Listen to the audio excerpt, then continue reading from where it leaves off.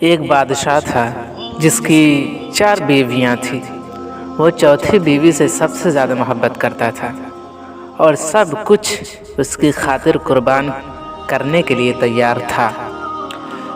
وہ تیسری بیوی سے بھی محبت کرتا تھا، لیکن اس قدر نہیں جتنی چوتھی سے، اور کسی اور کی خاطر اس تیسری بیوی کو چھوڑ بھی سکتا تھا۔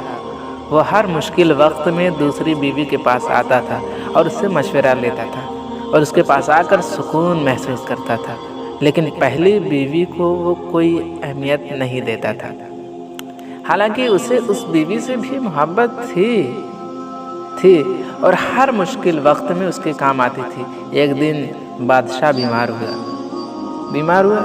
اس نے سب بیویوں سے پوچھا، اپنی چاروں بیوی، میری 4 بیویاں، میں اب قبر میں اکیلے ہرگز نہ جاؤں گا، میں قبر میں ہرگز اکیلے میں نہیں جاؤں گا، تم میں سے کون میرے ساتھ جانے کے لیے تیار ہے؟ ایک مرتبہ چوتھی نے کہا، ہرگز نہیں، ایسا ممکن نہیں ہے، یہ نہیں ہو سکتا، میں نہیں جاؤں گا۔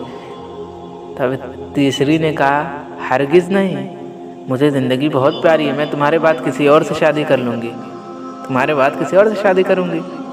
تبھی دوسری نے کہا، میں تمہارے ساتھ قبر میں تو نہیں جا سکتی، ہاں تمہیں قبر تک پہنچا دوں گی بس۔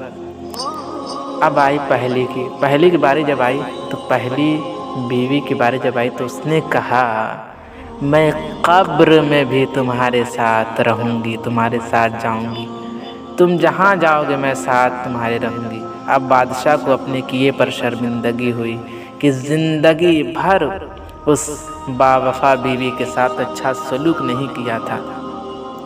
عزیزان محترم، حقیقت یہ ہے کہ ہم میں سے ہر کسی کی 4 بیویاں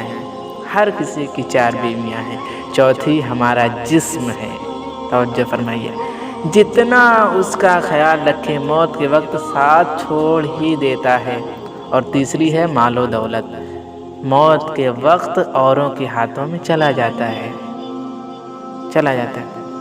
کوئی کام نہیں آتا۔ دوسری ہے دوست و احباب اور رشتہ دار، گھر والے، جتنے بھی اچھے ہوں ہمیں صرف قبر تک پہنچا دیں گے، بس قبر تک پہنچائیں گے۔